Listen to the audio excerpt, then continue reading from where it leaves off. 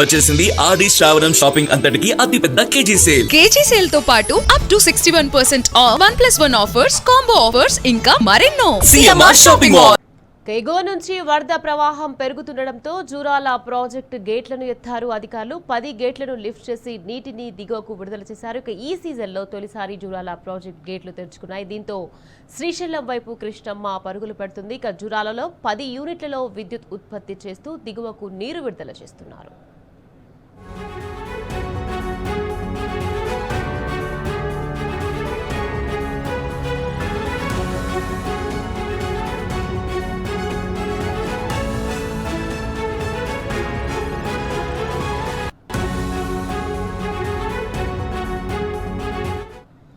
Right, ఇక ఇదే అంశానికి సంబంధించి మరింత సమాచారాన్ని మా ప్రతినిధి నరేష్ మనకు ఫోన్ లైన్లో అందించేందుకు సిద్ధంగా ఉన్నారు. నరేష్, చెప్పండి, ఇక ఈ సీజన్లో తొలిసారి జూరాల ప్రాజెక్టులు గేట్లు తెరుచుకున్నాయి. ఇక దీంతో శ్రీశైలం వైపు కృష్ణమ్మ పరుగులు పెడుతోంది. దీనికి సంబంధించి పూర్తి అప్డేట్స్ ఏంటి? జూరాలకు వరద పోటెత్తింది.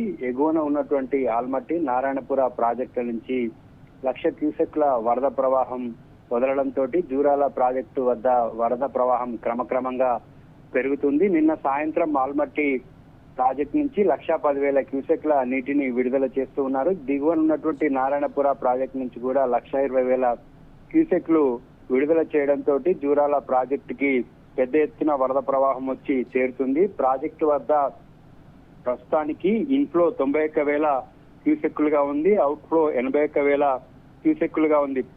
ప్రాజెక్టు పూర్తి స్థాయి నీటి సామర్థ్యం 9.657 టీఎంసీలు కాగా ప్రస్తుతం 6.095 టీఎంసీలుగా ఉంది. Jurala project left right main canal తో పాటు కార్లాడ్ కెనాల్ ద్వారా కూడా ఆయకట్టు రైతులకు సాగునీటిని విడుదల చేస్తున్నారు. మరోవైపు విద్యుత్ ఉత్పత్తి ద్వారా కూడా 40,000 క్యూసెక్లను దిగువకు వదులుతూ ఉన్నారు.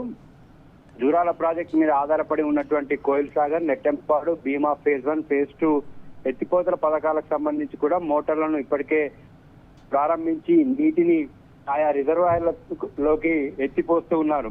జూరాల ప్రాజెక్టుకి ఈ సీజన్ లో 5 రోజుల నుంచి కూడా వరద ప్రవాహం కొనసాగుతుంది.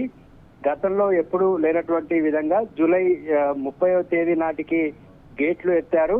గత 20 ఏళ్ల కాలంలో కూడా ఎప్పుడు కూడా జూరాల ప్రాజెక్టుకి వరద ఇంత ఆలస్యంగా రాలేదు.